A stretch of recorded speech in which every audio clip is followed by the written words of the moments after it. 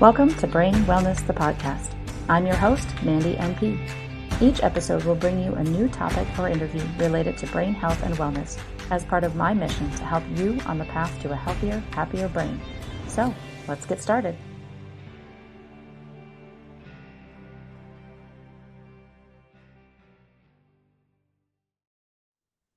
Hello, everyone, and welcome back to another episode of Brain Wellness, the podcast. I don't have a guest again today.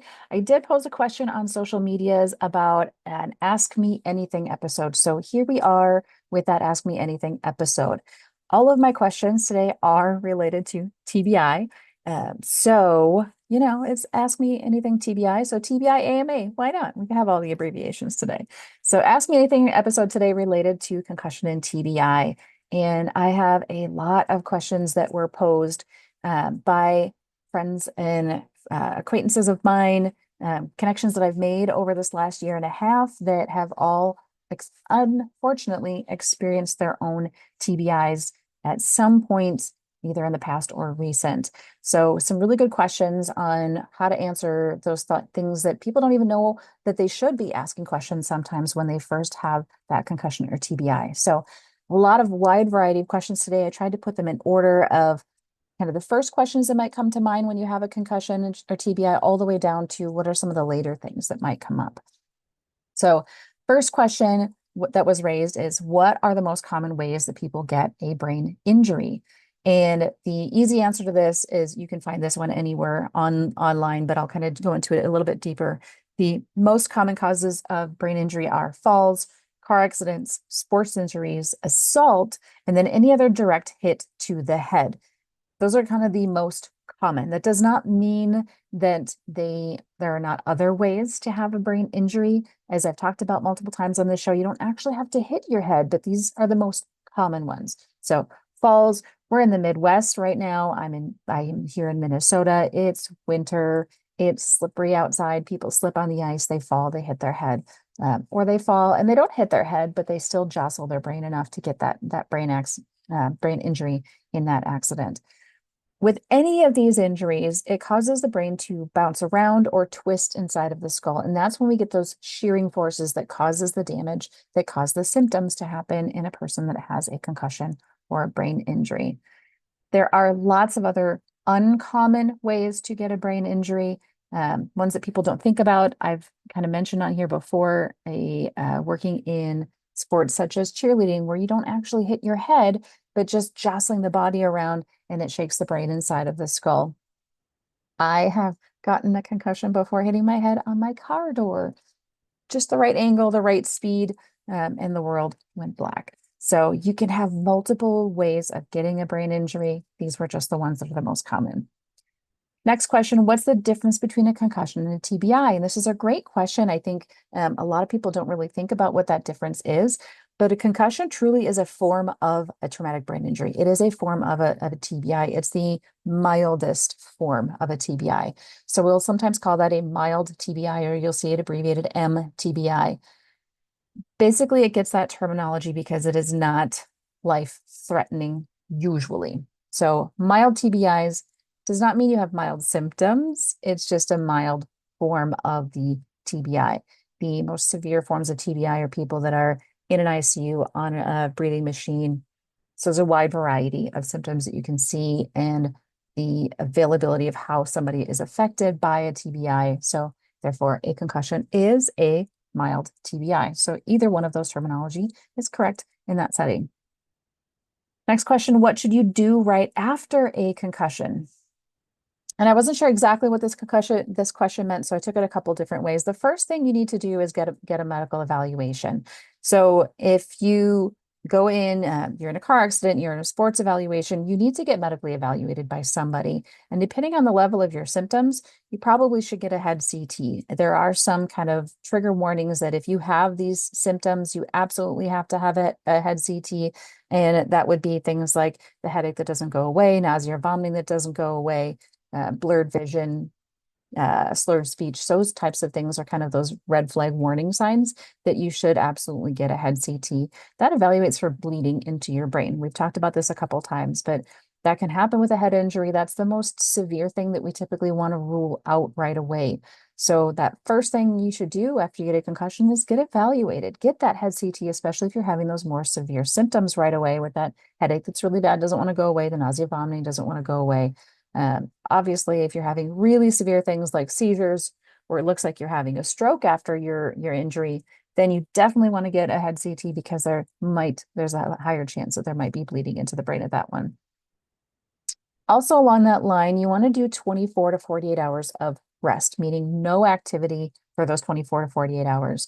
They used to say stay in a dark room, no activity for longer periods of time.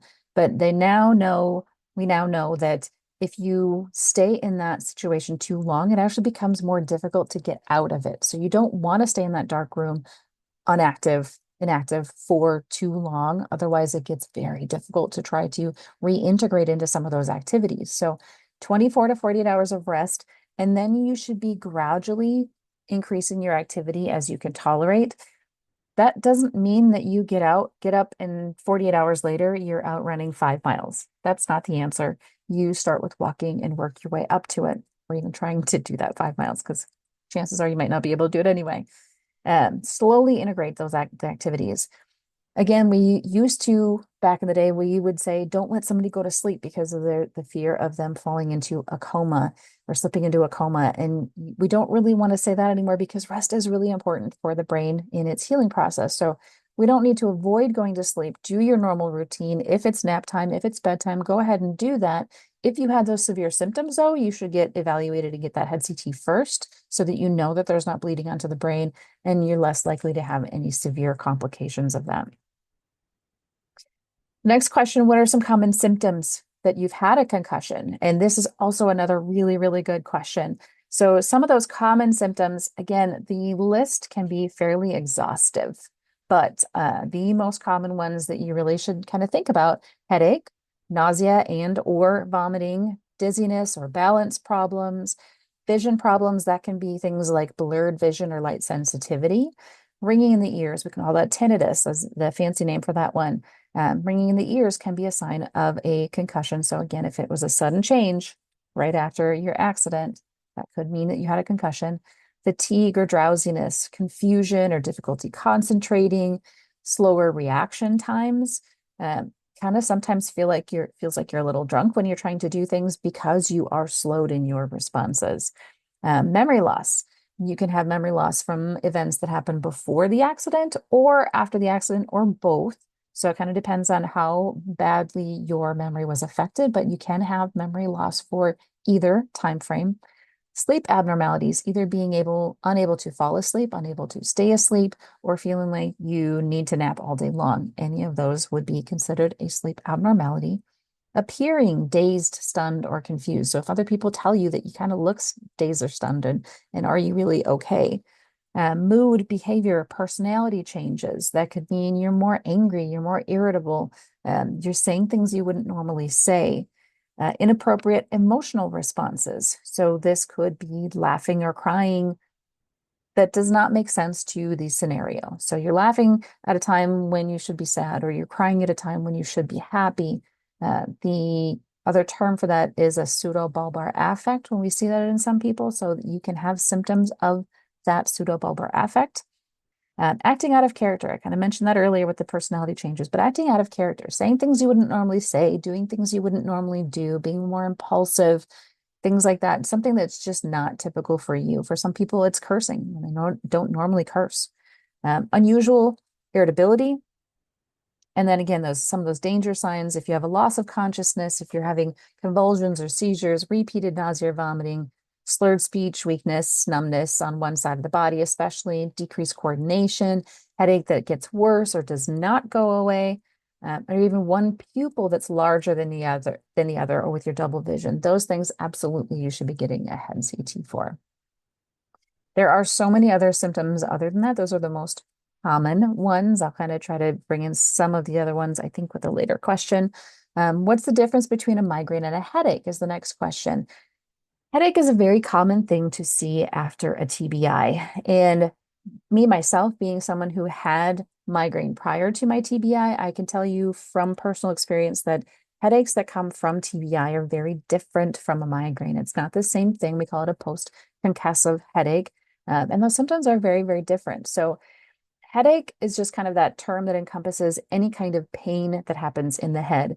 A migraine has specific characteristics. There's usually unilateral pain, meaning you have pain on one side of your head, at least to start with the headache, throbbing sensation. So it's not usually a stabbing or an ice pick type of feeling. It's that throbbing sensation, almost like you can feel your blood pumping on that side of your head, especially. Sensitivity to either light, sound, and or smell.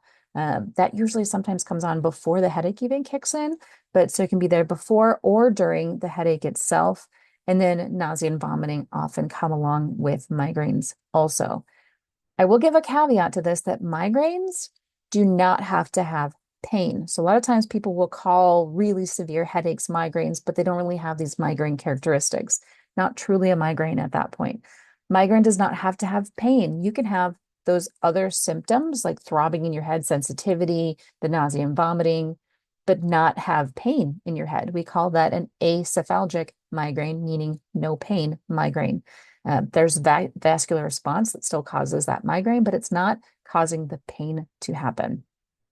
And then there's another thing called a complicated or a complex migraine, which has unilateral one-sided symptoms, more than just that pain, but that's numbness and tingling on one side or weakness on that side, or it can be slurred speech or troubles coming up with your words. So it actually looks like a stroke. And the first time that this happens, most people need to get evaluated for a stroke, or all people should get evaluated for a stroke that first time it happens, just to make sure that they're not having a stroke, because it can look identical literally to somebody that's having a stroke. If you get it on MRI at the time that it's happening, you can actually see the changes related to the migraine, which is kind of cool. Or on a CT perfusion scan, because you can see the changes in the perfusion. And then the pain goes away, headache goes away, the perfusion goes back to normal, the blood flow goes back to normal. Complex migraines, acephalgic migraines don't always respond to migraine medications. So that's something to consider with those as well.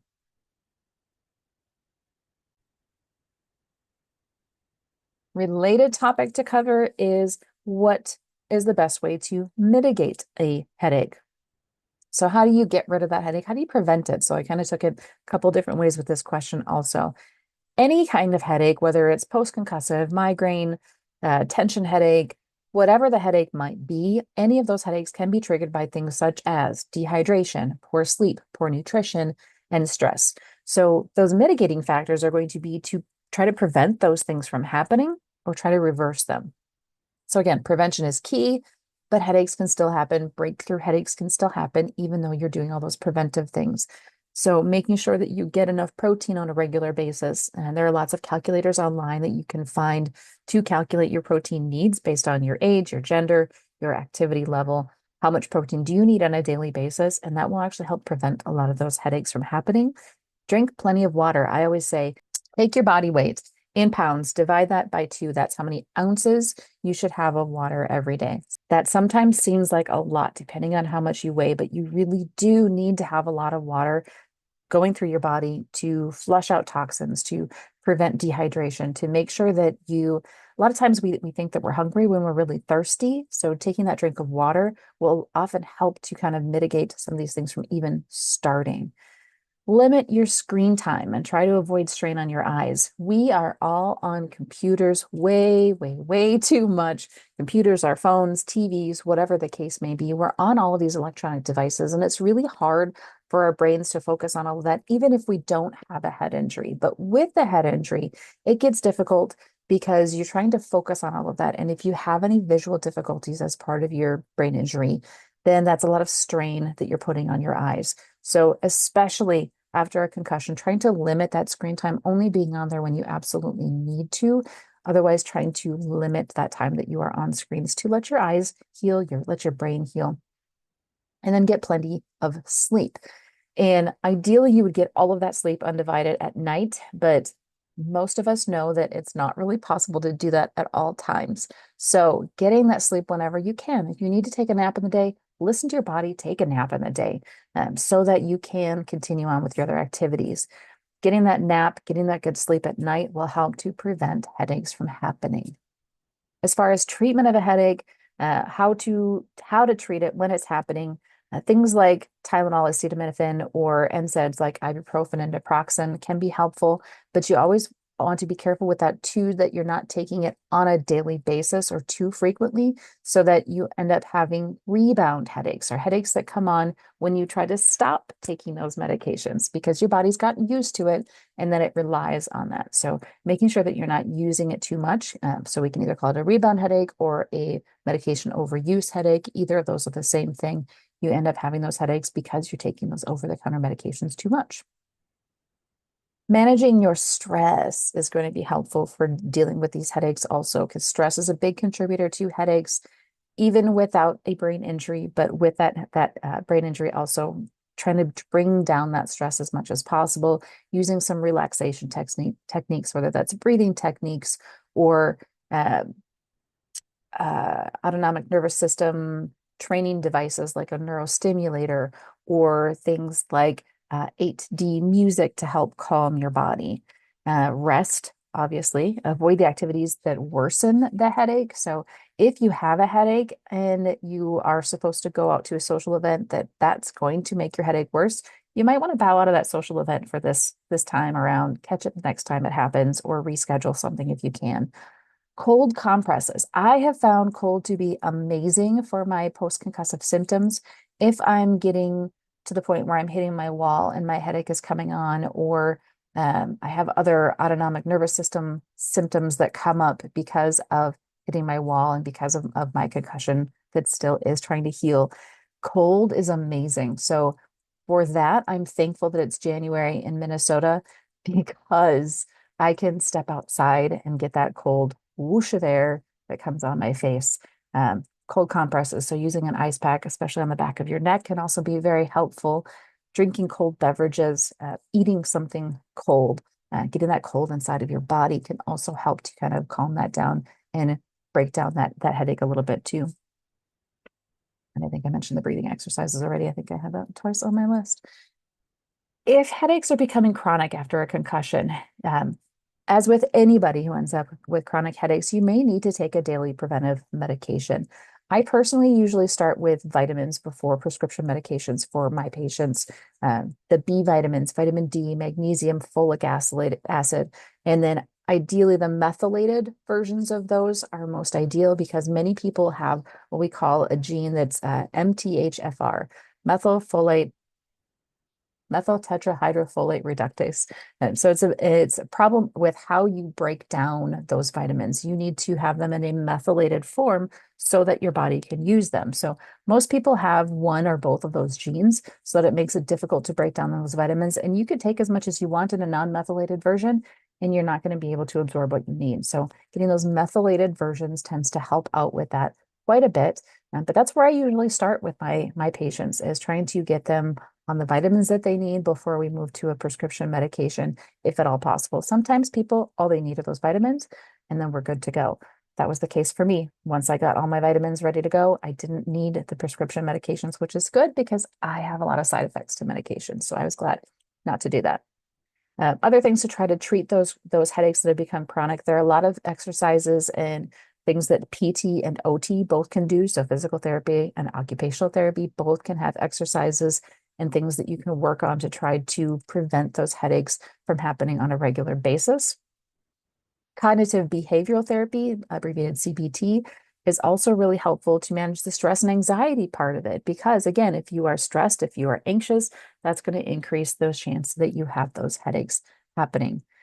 Another related question to that is caffeine helpful for headaches? And yes, caffeine can actually be used to treat headaches. I have had times in the hospital where I have given prescription caffeine pills or IV medications to people over the years because we were treating their headaches. So yes, caffeine can be used to treat headaches, with the caveat that for some people, caffeine will also trigger a headache. So you have to be cautious. If caffeine works for you, great. If you've not tried caffeine before, that first time you try it, just know that for some people, it can make the headaches worse, or it can trigger headaches. So you need to figure out which one of those two people you are.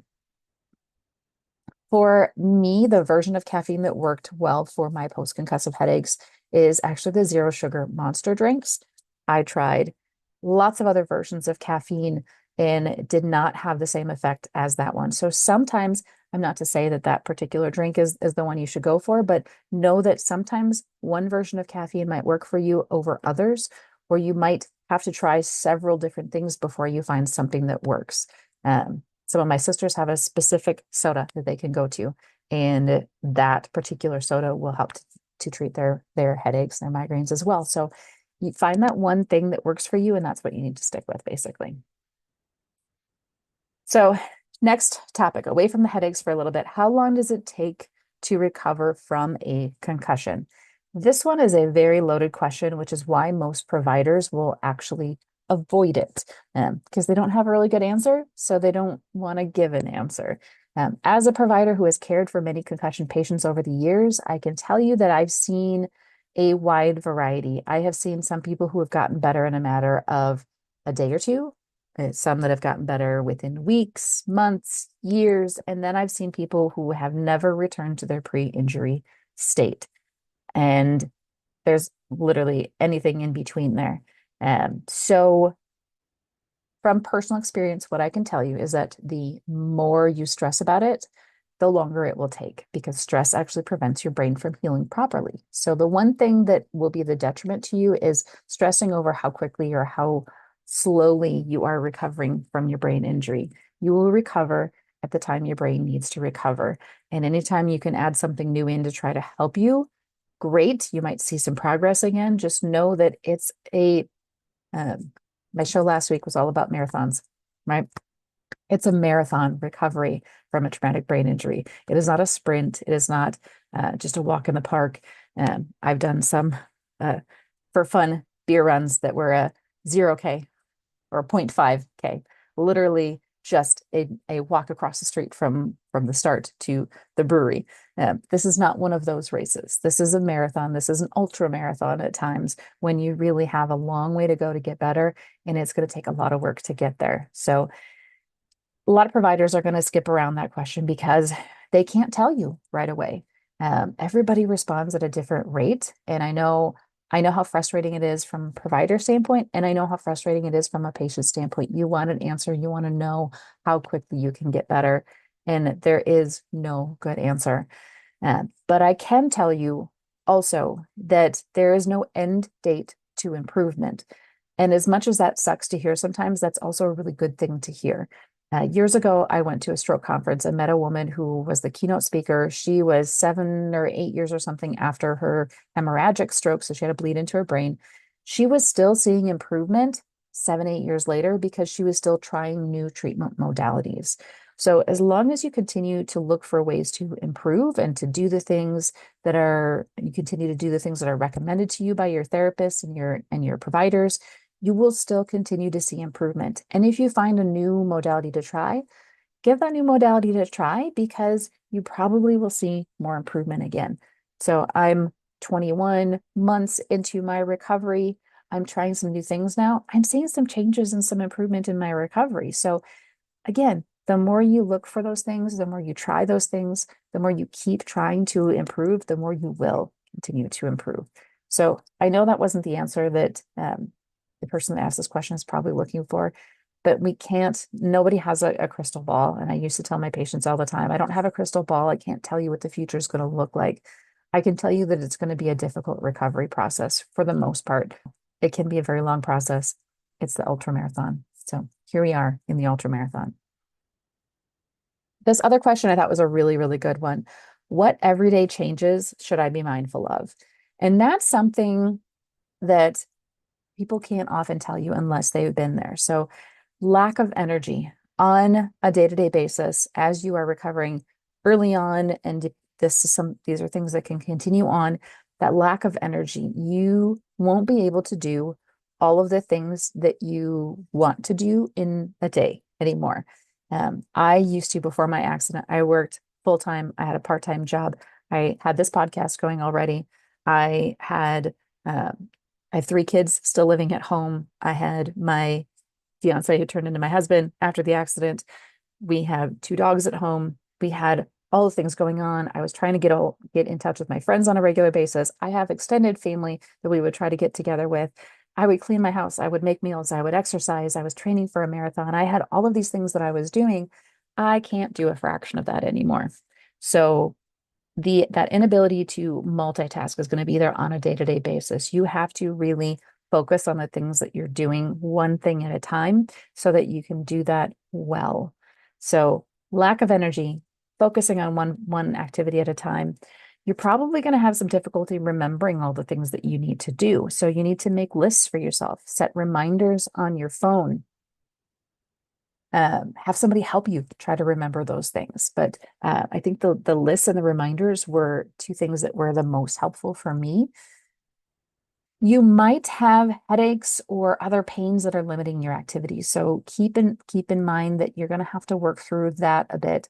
And then again, bring on the rest that we talked about. We talked about headaches just a little bit ago. You can't be superhuman when you're trying to recover from a TBI. You need to take breaks. So on a daily basis, you're going to need to figure in rest breaks as you are doing any of your activities, whether or not you're trying to do all of the same things you did before your accident and your injury. You're going to need to take breaks. I just saw my occupational therapist again this week, and she reminded me again to take those breaks more often than I think I need them and before I think I feel like I need them so that I can continue to do the activities that I want to do. It's also important to note that your independence may go away for a while, and I can't tell you how long that's going to last, but you're going to need help whether you like it or not. So I had one of my oldest son ask me one day, he's like, Mom, do you need some help? And I said, of course I do, but you know, I'm not good at asking for it. He said, okay, so can I come over on this day to help you? I said, sure. So if you have those close family members, if you are that close family member and you're listening to this episode, just don't even offer the help. Just say, what day can I come over? And then help when you're there. Because the person with the brain injury isn't going to be able to really know what they need help with. And they might not realize that they need as much help as they do. So that independence might go away for a while. You're going to need to suck it up and keep going forward. I don't like not being independent. That was a really, really big struggle for me, asking for help and admitting that I couldn't do everything on my own. But at this point, I'm finally realizing that I can't do everything on my own. And I'm starting to be able to ask people for help, but it takes time to get to that point. And then another thing on a day-to-day basis, you might require some limitations for work, school, or sports, depending on your age and what all you're involved in. But you might require some limitations for a little bit while your brain is healing and while you're trying to get better as well. So those are just some of the big things that kind of came to mind when I was talking about or thinking about what things might impact you on a day-to-day basis. Some of those other things will kind of come up a little bit too. In the next question that's still kind of related, what can be some lingering effects of an untreated brain injury? And this one has a couple different layers to it also. If the brain injury is an acute injury, it just happened, and you don't treat it right away, you don't get evaluated, you have some pretty severe symptoms, it could potentially lead to some serious brain injury or death, such as if there was a bleed that occurred in your brain and you didn't get evaluated and you didn't know it. But that said, even if you got treatment right away, you could still have some of these symptoms that linger, treated or not, but they kind of fall into that same category. So if you have those continuing symptoms, those lingering effects, we call those post-concussion symptoms or post-concussion syndrome. Can also be called persistent post-concussive symptoms, a couple different terminology terms that we can use for that.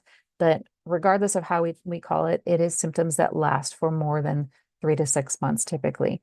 And again, that can include things like headaches, the dizziness or vertigo symptoms. Vertigo is when things are actually spinning, nausea and vomiting, changes in appetite. This is one that not a lot of people talk about.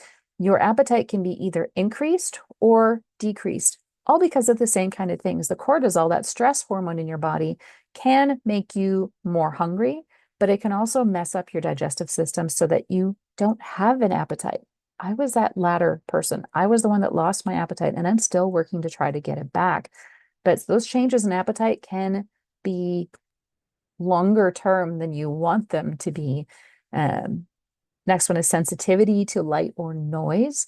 So just being more hypersensitive to those things in your surroundings. So if you are in a busy restaurant or you try to go to a movie or a concert or comedy show, something, it's going to be more stimulating to you. And it could be overstimulating depending on how sensitive you are and how far out you are from your injury. But it can be very overstimulating to go to some of those activities because of all the lights, all the sounds, all the people, all the conversations going on at the same time. And that can definitely be a lingering effect. Ringing in the ears, that tinnitus again that I mentioned earlier, that can be a persistent symptom after a concussion. Blurry and double vision, that fatigue, that's probably the number one that I hear from people is that fatigue, that energy level just doesn't bounce back like it used to. Poor concentration and memory would in people that fill out different surveys on their persistent post-concussive symptoms. That's probably one of the biggest complaints that people have is that their concentration or their memory is just not what it used to be. Mood swings and irritability can be there. And then sleep problems, again, those can linger for quite some time. Along that same line, are there any issues that can come up later after a concussion, like months or years later? And again, this is a yes. So things that can come up later on, they don't have to be present right away. And really, I'll say that that whole list that I just said doesn't have to be present right away after a concussion. We've talked about this before. It can show up later, but other things you might find later on are signs of depression and anxiety because of a prolonged recovery. You could definitely see that come up later on. Suicidal behavior comes along with that as well, perhaps. Foggy thinking, that can come up later on where you thought you were good and all of a sudden your brain just isn't working like it used to before that accident. And you wonder, why is it happening now? Some of that I can tell you, and memory loss is kind of along that same road with that one. As we all age, our brains shrink. And I would see this when I was practicing all the time previously in the hospital. We would get head CTs and MRIs on people, and our brains all shrink. They all shrink. It is a known thing that happens as we age. Up until we are about in our early 20s, our brain continues to grow up to that point. Once it gets to that point, that is as big as it gets, and then it starts to shrink as we get older. That area where you hit your head, even if you didn't have a lot of symptoms right off the bat, that area that you hit your head might shrink a little bit faster than other areas. So you might see things like your personality changing, some memory loss, some foggy thinking because of the particular areas in your brain that are shrinking faster than others because of those previous head injuries. Trouble sleeping can come later on. And then again, the personality changes that can show up. You can have just a simple lack of patience, or it can be full on anger about things. So you might not have been a very angry person before, but now you have no patience for anybody that's testing you. And that anger, you go from 0 to 60 in no time flat. And that again can come up later on. You may have treated your concussion, you think you're good, and everything is easing along just fine. And at some point down the road, you can develop seizures. Again, because of that shrinking, because of the changes in your brain. Now that electricity in your brain skips, and that's what causes a seizure. So seizures can come up years later after a concussion. And then things like early cognitive decline, like I talked about already with the brain shrinking, that can be there because of those head injuries also. If I miss anything, please let me know. If you are one of those people that have a longer term, there's not a lot of really good research. So far, that's been my experience with learning about things that come up. But I know that I still have more to learn as well. The next question is related to some of the outside the box treatments. So there was a big question, a concern that was brought up that sometimes patients will bring up to their providers that I heard about this new technology and could it be good for me? And one thing I have to say, if any of you listening are providers, that take those things seriously if you can. I know we all have our continuing education credits that we have to do to keep up our licensure on a regular basis. And we kind of get comfortable looking up those things that we know and we trust, and we continue to look for what are the latest changes with blood pressure requirements, what are the latest changes with blood thinners, blah blah blah, whatever.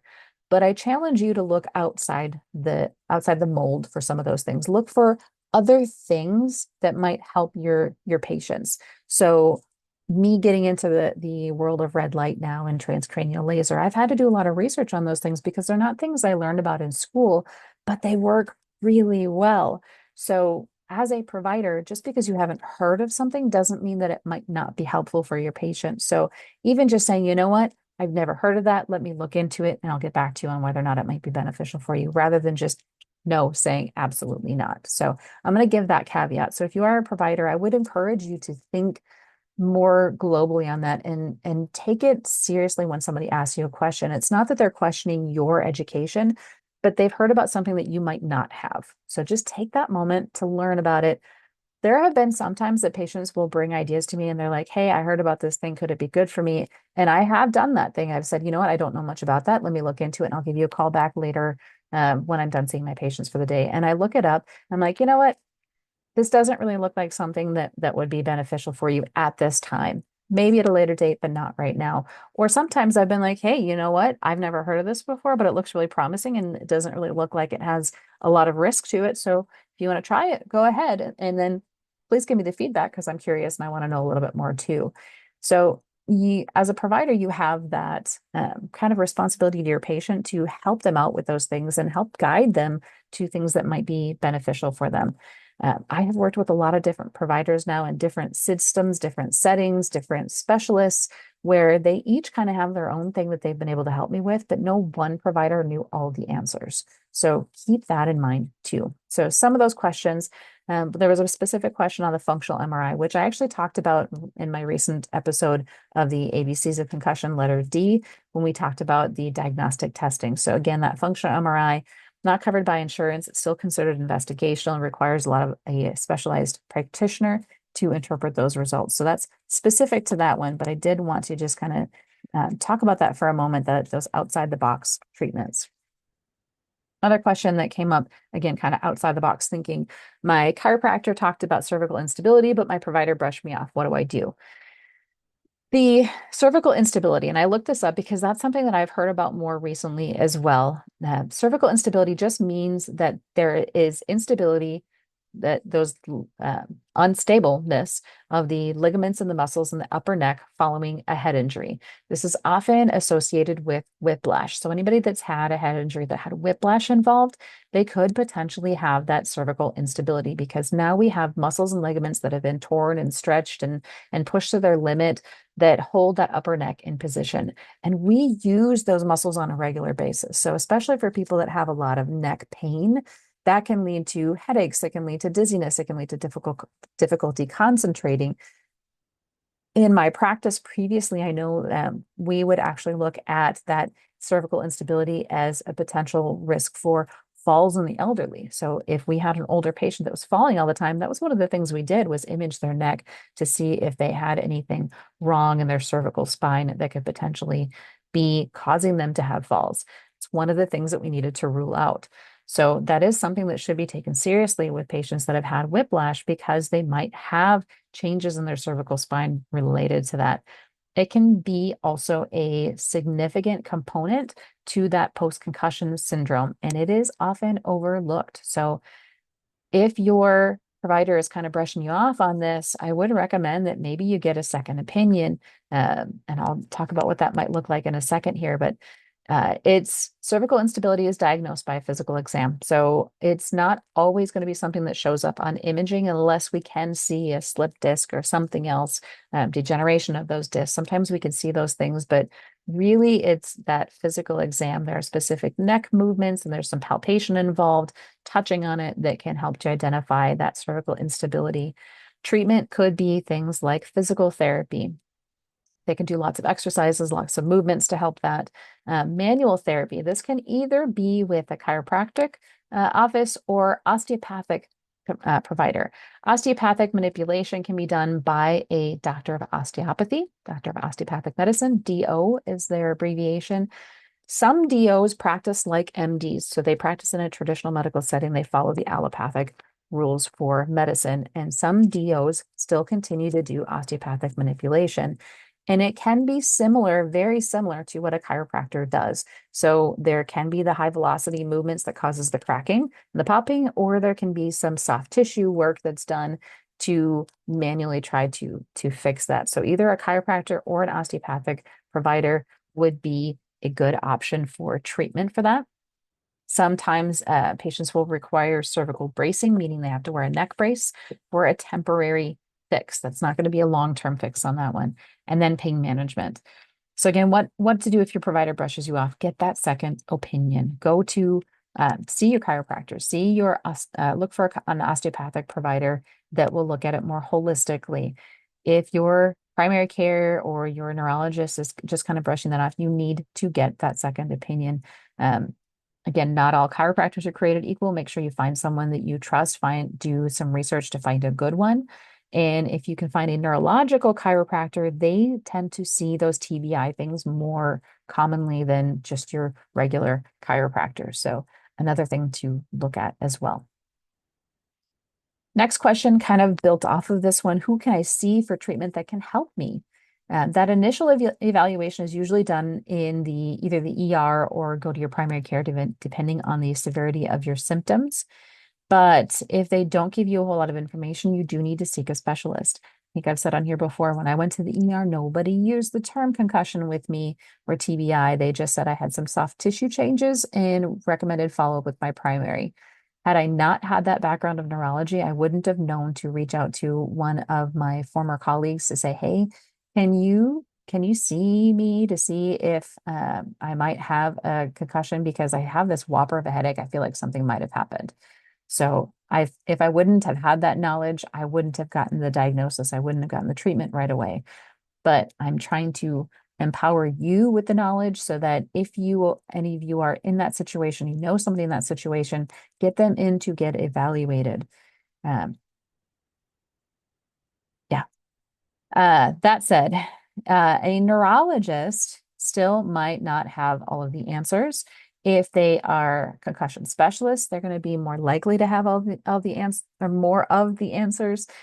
But I do recommend that you can still continue to seek others to get the answers that you need, because if you're not getting the answers that are helping you, you still need to find somebody else. What are some of the other treatment providers that might be included in your team?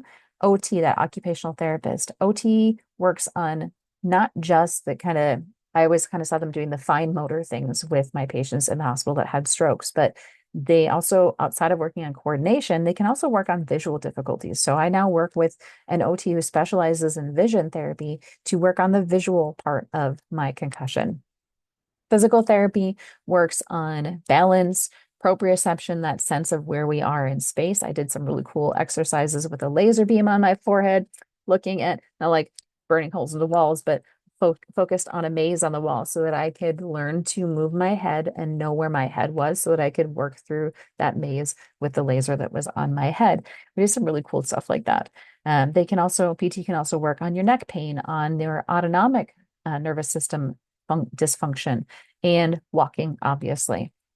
Speech therapy is one that's typically not understood very well. I worked with speech therapy in the hospital and in clinic for my stroke patients in the past. So I knew that they worked on language abilities, but I did not know that speech therapy also works on cognition. So in my recovery, as I worked with my speech therapist, we worked on the thinking side of things, on how I was thinking, how I was remembering things, how to learn to remember things again, how to learn to concentrate, trying to improve my word finding skills, my comprehension skills for not just reading, but talking, speaking, having conversations with people, understanding what people are saying when they talk to me, understanding what I read, things like that was all with speech therapy. So that's something that people don't generally know very well. A chiropractor or osteopathic provider, like I just mentioned, works on the musculoskeletal concerns with your healing response.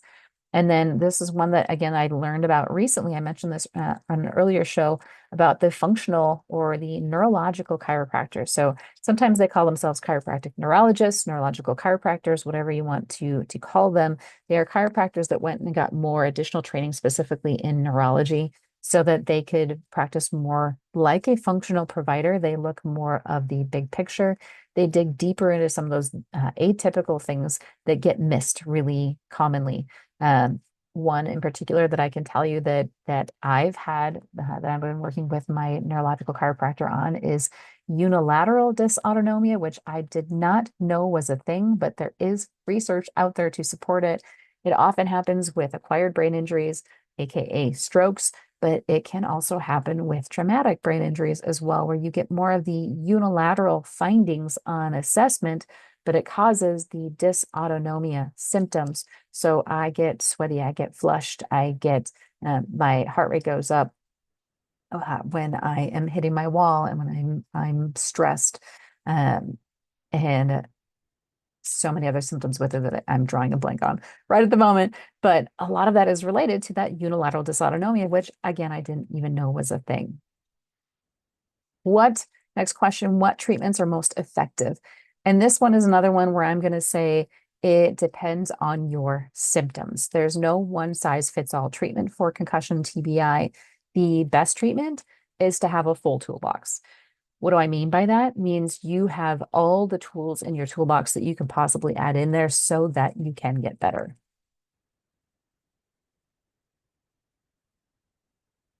So what did that look like for me?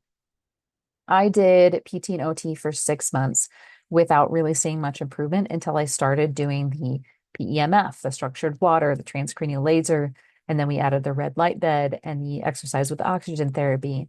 And then I added the EMDR for my PTSD. I added the neurofeedback for my brain waves. We added the neurostimulator for my autonomic nervous system symptoms. We added speech therapy. And then later on, I also added the neurological chiropractor and did another round of neurofeedback. So all of these things added on to each other. There is not one thing that I can say that was the most effective thing that I did. And there are other treatments that I didn't add that I either didn't have access to or didn't have knowledge about at the time. So I can't speak to all of the other options that might be out there for people with TBI. These are just the things that I did. So again, what was the most effective? EMDR was the most effective for my PTSD symptoms. Neurofeedback was most effective for improving my brain waves. The neurostim using my 8D music and the cold compresses were most effective when I was anxious or I was hitting my wall and I had those autonomic symptoms. The red light and the transcranial laser were most effective for my cognitive difficulties that I had initially. And I saw improvements in all of my therapies when I started doing the outside the box treatments. So because my brain was improving, I could tolerate doing the exercises more, and then I can see the benefits. So what's most effective? It depends on what you're working on. It depends on how many of those tools you have in your toolbox. They will all be effective at different times in your recovery as well. So again, kind of a roundabout answer. I'm sorry if I didn't answer the question as you were hoping with that one, but it's really not a simple answer. And as I was kind of, again, joking with my OT this week, I deal with, it's not the black and whiteness of a TBI recovery. It's very gray, the gray matter in the brain. That's what I deal with on a professional level. That's what I deal with on a personal level. There's not a lot of black and white. You can't say that this works, this doesn't. They work at different times for different purposes and to different extents. There we go. What resources are available if I need more support is the next question. I will tell you, each state has a brain injury alliance, and I had Alec Wendelbo on here probably about a year ago now from the Minnesota Brain Injury Alliance, and we talked about some of the resources that Minnesota has.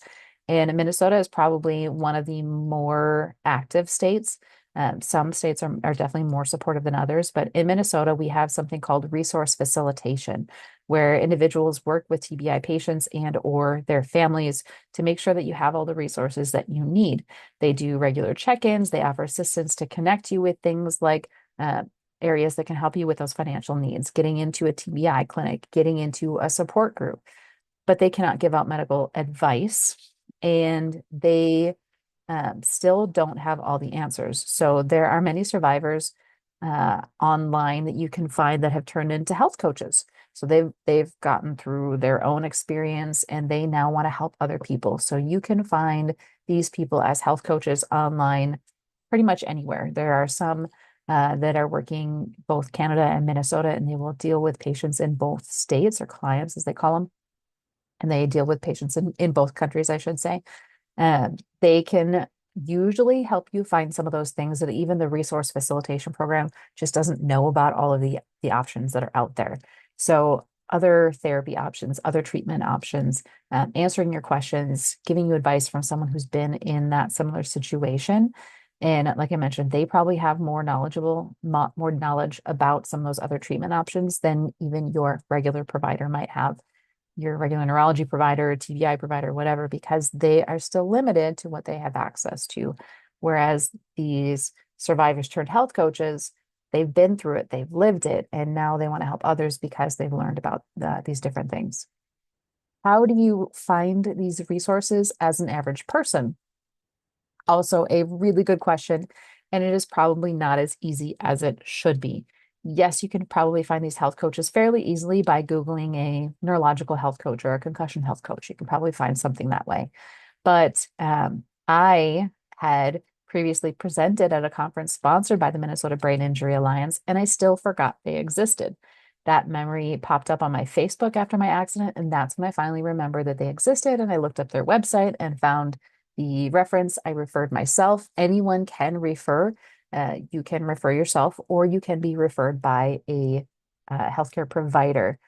When I spoke with the Brain Injury Alliance, they do a lot of education for the healthcare providers here in the Twin Cities in Minnesota. Although I can tell you from being a patient in one of those facilities where they did the education, no information was given to me. So it is a breakdown in communication there, unfortunately, that next step isn't always happening.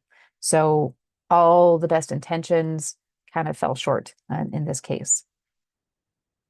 When you are doing Google searches, you can find lots of different things, but it's still kind of difficult to find a respectable provider who will listen to your concerns, because not all providers will listen intently for the purpose of listening and for helping. They have good intentions, but they know what they know, and a lot of people still do not want to reach out of their comfort zone.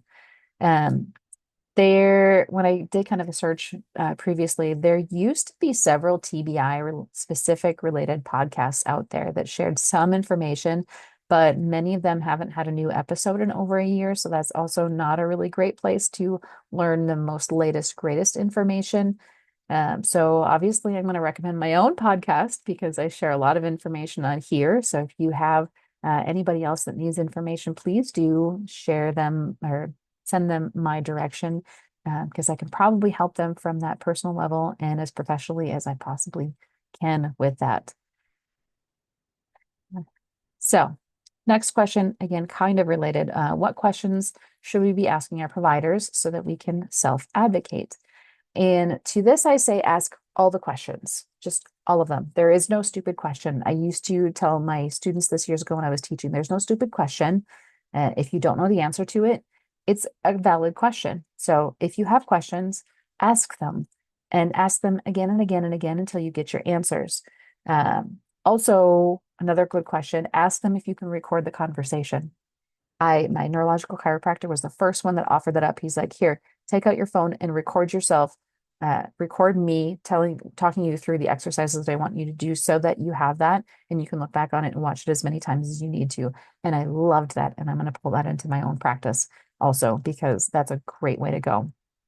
But in general, if they're asked if they know of any new treatments that may be beneficial, ask if there's any new research that has been done. Even if they don't know, this just might spark that provider to look to see if new research has been done and if there's anything that might be beneficial for you. Ask them to refer you to other providers who may have other options for you. Let them know that it's not that you're unwilling to do their traditional treatments, because they are helpful, but that you want to know about any additional options that might also be helpful and help these therapies work even better.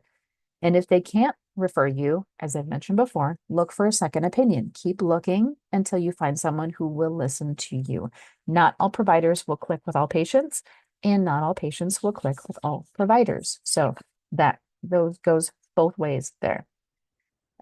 If you're going to have a really good relationship with your provider, it has to be someone that you trust, that you know that you're going to get the best treatment from them. You're going to feel like all of your needs are being met. And there are additionally, so other options for who to go to. There are some really good online concussion programs that are coming out. Some of them are out already. Some of them are still in the works to help support people in the environment that we're in now, where it's really difficult to get into a local provider. Sometimes it can take 3 months or more to get in just to be evaluated for your concussion with a neurological provider. So that leaves gaps in the system right there. And these online programs are there to try to help with this. So different online concussion programs who can see you, diagnose your concussion, refer you to things virtually. So those are there to try to help bridge those gaps. Some of them are really good. I've talked with them. I have seen their programs. They're really good programs. So definitely something that you can look toward. And I am working with my neurologist, who I worked with as a colleague prior to my accident, to create a local concussion clinic to try to help with our local wait times getting in with a provider. So stay tuned for more information on that. And just in general, this was a really great conversation to put together, a great episode to put together for you guys, answering all of these questions. So I really appreciate everybody who provided questions to me. I love that they were all TBI related for today. So it kind of kept things moving really fluidly. But if you have additional questions, if I sparked any questions for you, if you have additional questions for you, please feel free to reach out. You can message me directly via any of my social medias or comment on this podcast wherever you're listening, and I will get those messages as well. And I will either respond to you personally or share it on social if I think it's a question that others would benefit from as well. So this was our TBI AMA Ask Me Anything. Lots of questions about TBI, and I hope this was helpful for you. I hope you learned something. I hope you can find some of this useful information. So until next time, thanks guys for listening, and have a great rest of your day. Thanks for tuning in to this episode of Brain Wellness, the podcast. If you enjoyed this episode, I encourage you to subscribe, like, and share this with others to help me continue on with my mission to help people live healthier, happier lives. Go to www.brainwellnesssolutions.com to see what I'm up to and get links to all the social medias there. See you next time.